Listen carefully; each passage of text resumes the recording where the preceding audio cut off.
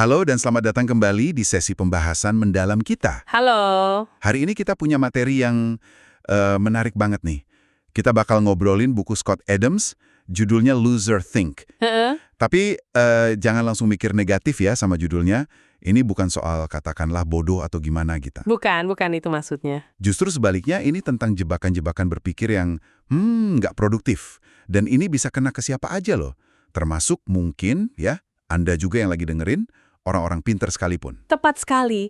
Scott Adams ini kan terkenalnya sebagai kreator komik Dilbert ya. Tapi mungkin nggak banyak yang tahu dia itu ahli hipnotis terlatih. Oh, serius? Baru tahu saya? Iya, dan dia cukup mendalami ilmu persuasi. Nah, buku ini tuh lahir dari pengamatan dia, pengalaman dia sendiri juga, mengenali kapan dia salah mikir gitu. Jadi semacam ya catatan pribadi tapi juga panduan lah. Oke. Nah, konsep besar yang mau kita bedah hari ini tuh namanya penjara mental. Gitu ya? Betul, mental prison. Bayangin aja kayak dinding. Tapi nggak kelihatan. Yang dibangun sama pikiran kita sendiri. Ilusi-ilusi gitu loh ya. Yang bikin kita jadi nggak bisa lihat realitas dengan jernih atau bertindak rasional kadang-kadang. Nah, misi kita hari ini nih, kita mau coba gali wawasan dari buku Adams ini buat bantu Anda semua mulai ngenalin kira-kira denah penjara mental Anda sendiri itu kayak gimana. Fokusnya ke diri sendiri dulu ya. Ya, fokus ke diri sendiri dulu, gimana cara bebasin diri, dan kayak saran penulisnya juga, kadang kita perlu sedikit humor, atau ya ngetawain diri sendiri dikit lah. Itu bisa jadi kunci juga. Dan penting nih dicatat ya, kemampuan berpikir produktif itu bukan bakat lahiriah gitu. Oh, bukannya? Bukan, ini keterampilan. Bisa diasah, bisa dipelajari. Tekniknya tuh sebenarnya banyak yang simple kok. Gampang diingat kalau kita udah tahu. Jadi nggak perlu minder ya kalau ngerasa sering kejebak? Nggak perlu sama sekali. Selalu ada ruang buat belajar mikir lebih efektif. Oke deh, mari kita mulai coba identifikasi dinding pertama. Ini kayaknya salah satu yang paling umum deh. Sumber banyak banget kesalahpahaman. Namanya ilusi membaca pikiran. Wah, ini dia. Dengan kita buat berasumsi kita tahu persis, gitu ya, apa yang ada di kepala orang lain, niatnya apa. Padahal kan ya jujur aja kita nggak bisa baca pikiran kan? Nggak bisa. Sama sekali. Dan ini jadi kentara banget di zaman sekarang. Misalnya di politik. Atau, di media sosial. Oh iya banget di medsos ya? Orang gampang banget lompat ke kesimpulan soal motif orang lain. Di buku Adams tuh dicontohin misalnya ada orang bilang, saya dukung jaring pengaman sosial yang kuat. Gitu. Terus? Lawan bicaranya langsung, Anda pasti diam-diam pengen negara ini jadi sosialis total. Gitu kan. Padahal ya belum tentu, mungkin niatnya cuma ya biar nggak ada yang kelaparan aja, simple. Atau contoh lain misal, ada usul sistem imigrasi berbasis keahlian gitu ya, merit system. Langsung ada yang nuduh, wah rasis nih, pasti maunya cuma orang dari negara tertentu aja. Lagi-lagi kan asumsi niat ya. Iya, asumsi niat. Kita ngisi kekosongan informasi pakai interpretasi kita sendiri, yang seringkali malah yang paling buruk. Adams juga nyorot kasus politisi Ron DeSantis tuh. Waktu dia pakai kata articulate buat muji lawannya yang Afrika Amerika atau frase monkey des up. Nah, itu dia. Banyak kritikus langsung bilang, wah ini sinyal rasis terselubung nih, disengaja. Padahal, Ya, masalahnya, kata Adams, kita tuh nggak tahu pasti apa yang ada di kepala DeSantis waktu itu. Beneran dia sengaja pakai kata itu dengan konotasi rasisnya? Atau dia emang nggak tahu konteks sejarahnya, kayak mungkin banyak orang lain juga? jadi langsung nuduh niat buruk tanpa bukti kuat, itu loser think ya. Itu contohnya, mengasumsikan niat terburuk berdasarkan interpretasi kita doang. Ini sering banget kaitannya sama apa yang disebut psikolog itu bias konfirmasi. Hubungan alami otak kita buat nyari, nafsirin, bahkan ngingat informasi yang ngepas sama keyakinan kita yang udah ada. Jadi kalau udah curiga orang niatnya jelek, ya dicari-cari terus tanda-tandanya ya. Yang baik diabaikan. Bisa jadi gitu. Kita jadi selektif. Makanya Adams juga nyaranin, coba deh pertimbangkan penjelasan yang biasa dulu, sebelum loncat ke yang luar biasa. Contohnya? Kayak kasus dugaan senjata sonik ke diplomat AS di Kuba itu. Penjelasan biasa kayak, ya mungkin penyakit nular, atau keracunan, atau efek psikologis massa gitu kan. Itu kan bisa jadi lebih mungkin dibanding teori senjata rahasia canggih. Masuk akal sih. Jadi nuduh orang jahat cuma berdasarkan tebakan isi kepala mereka, itu ya nutup diskusi ya. Banget. Nutup pintu dialog. Sangat nggak produktif. Oke. Saya bisa lihat gimana kita gampang kejebak di asumsi kita sendiri. Terus kita reaksinya ke asumsi itu, bukan ke kenyataan. Ini jelas dinding penjara yang, wah, kuat ya. Kuat banget. Terus, gimana nih sama jebakan yang datangnya dari dalam diri kita sendiri? Buku ini bahas soal ego sebagai identitas versus ego sebagai alat. Kedengarannya, menarik nih. Iya, ini konsepnya dalam juga. Loser think itu sering kejadian pas ego kita, rasa harga diri kita, citra diri kita, malah jadi tuan yang ngatur keputusan, bukan jadi alat yang bisa kita kelola. Maksudnya gimana tuh jadi tuan? Ya kalau kita nganggap ego kita itu inti dari siapa diri kita, nah setiap kritik atau masukan itu rasanya kayak serangan pribadi ke identitas kita. Akibatnya? Jadi defensif gitu? Betul, jadi defensif, jadi tertutup, jadi susah belajar. Nggak mau nerima masukan. Adams ngasih contoh kontras yang bagus tuh di dunia komik. Ada kartunis muda, berbakat, tapi nolak saran dari Adams. Alasannya, takut mengorbankan integritas artistiknya.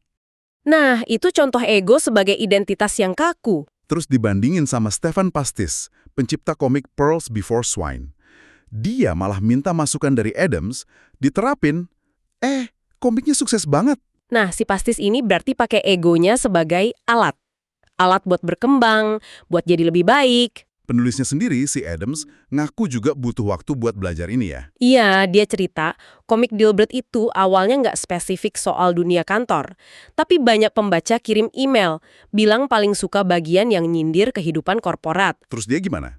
Nah, dia bisa aja kan ngotot sama visi awalnya, demi integritas artistik egonya itu, tapi dia milih dengerin, lihat itu sebagai data pasar. Terus dia ubah fokus Dilbert. Dia pakai egonya sebagai alat ya, buat sukses lebih besar. Persis, dia juga cerita pengalaman pribadi yang lucu loh, kayak takutnya dia pakai mesin cuci mobil otomatis yang self-service itu. Kenapa takut? Takut salah pencet tombol, terus kelihatan bodoh di depan orang lain. Itu kan jelas ego yang ngendalin rasa takut malu. Iya juga ya. Atau waktu dia coba platform video live Periscope, banyak yang ngejek, bilang dia ketuaan lah buat gitu-gituan. Tapi dia milih cuek aja, ngatur egonya. Demi apa? Ya demi belajar skill baru, jangkau audiens baru. Ini jadi refleksi bagus nih buat Anda pendengar kami. Pernah nggak sih rasa takut dipermalukan atau pengen jaga citra keren, malah ngehalangin Anda buat nyoba hal baru? Atau nerima kritik yang sebenarnya mungkin berguna banget? Tentu aja, ya, percaya diri itu penting. Tapi kuncinya itu mengelola ego. Jangan dikendalikan sama ego. Terus gimana cara ngelolanya? Ada tipsnya? Ada beberapa teknik praktis di buku ini. Pertama, sadari aja, kebanyakan orang lain tuh juga seringnya cuma pura-pura pede kok. Oh ya. Kedua, pakai afirmasi positif yang simple aja, kayak saya bisa kok ngadepin ini. Ketiga, perhatiin napas sama postur. Berdiri tegak, napas dalam, itu bisa ningkatin pede secara fisik. Oke, terus? Keempat, buat yang introvert, siapin aja beberapa pertanyaan cadangan buat ngobrol, biar nggak mati gaya. Kelima, fokus bikin kesan pertama yang baik. Keenam, ingatin diri soal skill lain yang udah Anda kuasai. Ketujuh, olahraga teratur juga bantu ngelola energi gugup. Jadi intinya, lihat ego kayak knob volume gitu ya. Bisa dinaik turunin sesuai kebutuhan. Bukan kayak siaran radio yang nggak bisa diganti. Nah, persis. Ego sebagai alat bukan identitas. Itu wawasan yang kuat banget. Oke, sekarang mari kita pindah ke dinding penjara berikutnya. Yang ini seringkali agak suram deh nuansanya. Fokus berlebihan pada hal negatif. Ini juga umum banget. Otak kita kan emang udah disetting gitu ya. Lebih peka sama ancaman, sama masalah. Itu sisa evolusi lah buat bertahan hidup. Tapi di era informasi kayak sekarang, Ditambah lagi model bisnis media ya, yang sering jualan ketakutan, berita buruk, biar dapat perhatian. nah itu dia. Akibatnya, kita bisa gampang banget tenggelam dalam pandangan dunia yang pesimis, nggak seimbang gitu. Adams cerita pengalaman pribadi dia, gimana dia bisa keganggu seharian cuma gara-gara taplak meja di hotelnya kusut dikit, padahal banyak hal enak lain terjadi. Sepele ya kedengarannya. Atau coba dilihat notifikasi di HP kita. Sering isinya apa? Peringatan cuaca buruk lah, tagihan jatuh tempo, berita krisis politik nun jauh di sana, bencana alam. Terus-terusan kita dibombardir info negatif. Contoh yang paling dia soroti itu iklan obat-obatan di TV Amerika. Oh iya benar. Kan sering tuh, naratornya bacain daftar efek samping yang serem-serem, kadang lebih panjang dari penjelasan manfaat obatnya sendiri. Iya banget, ngeri dengernya. Nah, menurut Adams, paparan konstan sama daftar penyakit dan efek samping ini secara nggak sadar bisa memprogram pikiran kita, bahkan tubuh kita, ke arah negatif. Bisa ningkatin hormon stres kayak kortisol katanya. Cuma gara-gara dengerin iklan itu. Wah, serem juga ya. Ini semua nyambung ke konsep yang Adam sebut rak mental atau mental shelf space. Bayangin pikiran kita kayak rak buku, kapasitasnya terbatas. Oke. Kalau kita terus-terusan ngisi rak itu pakai buku-buku soal bencana, soal masalah, ya perpustakaan mental kita jadi suram, menakutkan. Ini bakal ngewarnain cara kita lihat dunia, bahkan bisa kena ke kesehatan fisik juga. Terus gimana dong ngatasinnya? Kan nggak mungkin juga kita tutup mata sama masalah. Nah, menariknya, Adams bilang, jangan coba untuk tidak memikirkan hal negatif. Kayak instruksi, jangan pikirin gajah pink. Justru makin kepikiran kan? Iya, benar juga. Terus gimana dong? Solusinya itu mengalihkan fokus secara aktif. Jadi bukan ngelawan pikiran negatifnya, tapi isi rak mental kita dengan pikiran positif yang kuat, yang lengket. Sesuatu yang menarik, bikin semangat, atau bikin senyum lah. Tapi ini butuh usaha sadar ya. Banget. Butuh usaha sadar. Contohnya, Adams nyaranin begitu iklan obat muncul di TV, sebelum daftar efek sampingnya mulai, langsung ganti channel aja. Intinya kita kurasi aktif apa yang kita izinin masuk dan netep di pikiran kita. Masuk akal, masuk akal. Jadi buat Anda yang dengerin, kalau ngerasa dunia ini kok kayaknya suram terus, mau kiamat aja gitu, mungkin perlu nanya ke diri sendiri, seberapa aktif sih saya nyari dan fokus ke hal-hal baik. Berita positif, momen-momen enak, buat nyiimbangin rak mental saya. Betul. Negativitas yang dibiarin liar itu bisa jadi penjara yang kokoh banget. Optimisme, harapan, kata Adams, itu bahan bakar kemajuan. Kalau Anda secara konsisten susah lihat sisi baik, padahal orang lain bisa, nah itu bisa jadi tanda Anda kejebak loser think jenis ini. Oke, mengelola fokus mental itu skill penting ya zaman sekarang. Krusial. Dan ini nyambung ke teknik praktis lain dari buku ini buat ngatasin jenis penjara mental yang beda lagi nih. Kelumpuhan buat bertindak. Adams nyebutnya mengatasi kunci sofa atau couch lock. Pasti pada pernah ngerasain ini. Tahu kudu ngerjain sesuatu, tapi kok rasanya kayak nempel di sofa, nggak bisa gerak buat mulai? Itu dia, kayak ada magnetnya gitu ya. Atau variasinya kadang phone lock. Males banget mau nelpon orang padahal penting. Apa nih rahasianya Adams buat lepas dari kunci sofa ini? Tekniknya ini, akarnya dari pengalaman dia sebagai ahli hipnotis. Kedengarannya simpel banget, hampir terlalu simpel malah. Tapi katanya efektif. Gimana tuh? Jangan fokus ke keseluruhan tugas besar yang bikin kita berasa berat, yang bikin lumpuh itu. Fokus ke satu langkah terkecil, paling remeh, yang bisa Anda lakuin sekarang juga, tanpa perlu usaha mental atau fisik gede. Sekecil apa contohnya? Sekecil, misalnya nih, cuma gerakin jari kelingking Anda. Hah? Jari kelingking? Serius? Serius, lakuin aja itu. Gerakin kelingking. Nah, pas Anda berhasil ngelakuin tindakan sekecil itu, Anda langsung dapat lagi sedikit rasa kendali, rasa agency atas tubuh Anda, yang tadinya kayak hilang.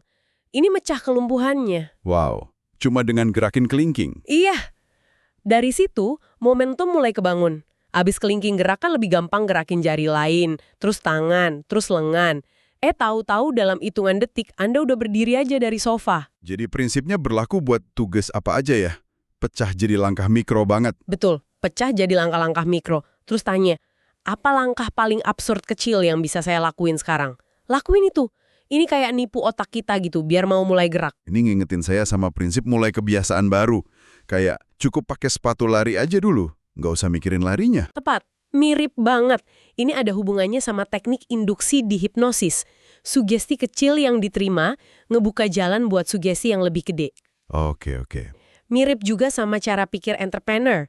Kalau hadapin tembok gede, jangan bengong liatin temboknya, cari kerikil kecil yang bisa ditendang maju sekarang.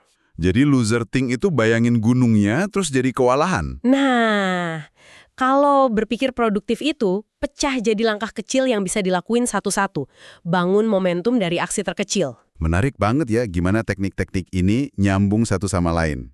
Sekarang, mumpung masih ada dikit waktu nih, ada satu lagi dinding penjara mental yang dibahas di buku yang kayaknya relevan juga, sejarah sebagai penjara. Maksudnya gimana tuh masa lalu bisa memenjarakan kita? Idenya gini, kalau kita terlalu fokus ke masa lalu, entah itu ketidakadilan yang pernah dialami, kesalahan yang pernah kita buat, kenangan buruk, itu bisa secara efektif ya memenjarakan pilihan dan tindakan kita sekarang. Contohnya? Adams ngasih contoh gimana konflik yang udah lama banget kayak di Timur Tengah misalnya. Itu seringkali kejebak dalam narasi sejarah, dendam turun-temurun, yang akhirnya bikin solusi damai di masa kini jadi susah banget dicapai. Jadi, ini bukan berarti sejarah itu nggak penting gitu? Oh, sama sekali bukan. Belajar dari sejarah itu krusial banget. Tapi bedanya di sini. Kita pakai sejarah sebagai pelajaran buat bikin keputusan lebih baik hari ini, atau kita biarin sejarah mengendalikan narasi dan pilihan kita hari ini. Oke, beda tipis, tapi penting ya. Adams juga ngutip pandangannya Kanye West, meskipun kontroversial orangnya ya, tapi poin ini relevan. Yang nekenin pentingnya fokus bangun jalur sukses di masa kini. Jangan terus-terusan kepaku sama ketidakadilan masa lalu. Karena ujung-ujungnya, kesuksesan itu alat persuasi paling kuat buat ngubah keadaan. Jadi, kalau kita terus-terusan ngerasa dibatasin sama apa yang terjadi dulu, atau siapa nenek moyang saya, itu bisa jadi bentuk loser think juga ya, yang halangin kita lihat peluang atau solusi yang ada sekarang? Bisa jadi banget. Ini soal nemuin keseimbangan antara menghormati dan belajar dari masa lalu, tapi nggak ngebiarin masa lalu jadi rantai yang ngikat kita. Fokus bangun sistem buat sukses di masa depan itu seringkali lebih produktif daripada muter-muter di siklus nyalahin atau ngeratapi masa lalu. Oke. Wah, kita udah ngopas lumayan banyak ya dinding penjara mental hari ini. Lumayan, mulai dari ilusi baca pikiran, Iya, terus ego yang kaku, fokus ke negatif melulu, kelumpuhan kunci sofa. sampai kejebak sejaran masa lalu. Poin utamanya berarti ngenalin pola-pola pikir ini dalam diri Anda, itu langkah pertama yang penting banget ya, esensial. Dan kita juga udah nyinggung beberapa alat ya buat mulai bongkar dinding itu, kayak nantang asumsi kita soal niat orang lain. Belajar ngelola ego jadi alat, Secara sadar nyimbangin rak mental pakai hal positif. mecah tugas gede jadi langkah seuprit. Dan nggak ngebiarin masa lalu ngatur-ngatur masa kini secara berlebihan. Perlu diingat lagi nih ya, tujuannya kan bukan jadi manusia super yang nggak pernah salah mikir, nggak mungkin lah ya. Nggak mungkin. Tujuannya lebih ke ningkatin kesadaran diri, biar kita lebih ngah sama potensi jebakan berpikir ini. Jadi bisa lebih fleksibel, lebih cepat koreksi diri, nggak kejebak lama-lama di pola pikir yang nggak guna. Ini soal kebebasan mental sih. Nah, sebagai penutup nih, mungkin ada satu pertanyaan reflektif ya yang bisa Anda bawa pulang dari obrolan kita hari ini. Apa tuh? Setelah dengar macam-macam penjara mental tadi, kira-kira dinding mana sih yang paling sering Anda kenali dalam pola pikir Anda sendiri akhir-akhir ini? Menarik. Apakah Anda cenderung sering nebak-nebak isi kepala orang? Atau egonya gampang banget kesenggol sama kritik? Mungkin terlalu banyak makan berita negatif? Atau sering ngerasa kekunci di sofa? Nggak bisa mulai-mulai? Atau ngerasa terbebani banget sama kejadian masa lalu? Coba direnungkan. Dan sebagai lanjutannya nih, pertanyaan dari saya, apa satu langkah paling kecil, paling gampang, paling nggak bikin takut yang bisa Anda ambil hari ini atau minggu ini buat mulai sedikit ngoyangin dinding itu? Nggak usah muluk-muluk ya. Nggak usah. Mungkin cuma sekedar, oh iya ini dia nih muncul lagi polanya, gitu. Ngakuin aja dulu. Atau nyoba satu teknik mikro tadi, kayak gerakin kelingking pas lagi males banget. Membebaskan pikiran kita itu kan proses ya, perjalanan terus-menerus. Dan menariknya nih, seperti yang disinggung Adams di bagian lain bukunya, Gimana? memahami dan mulai ngatasin penjara mental diri sendiri itu langkah fundamental sebelum kita bisa berharap efektif bantu orang lain keluar dari penjara mental mereka. Wah, bener juga. Tapi itu, kayaknya cerita buat sesi pembahasan yang lain ya. Bisa jadi, bisa jadi. Ide bagus tuh buat eksplorasi berikutnya. Untuk sekarang, terima kasih banyak sudah menyimak pembahasan mendalam kita kali ini. Terima kasih. Semoga adalah ya satu atau dua kunci yang bisa Anda pakai buat mulai ngebuka pintu penjara mental Anda sendiri.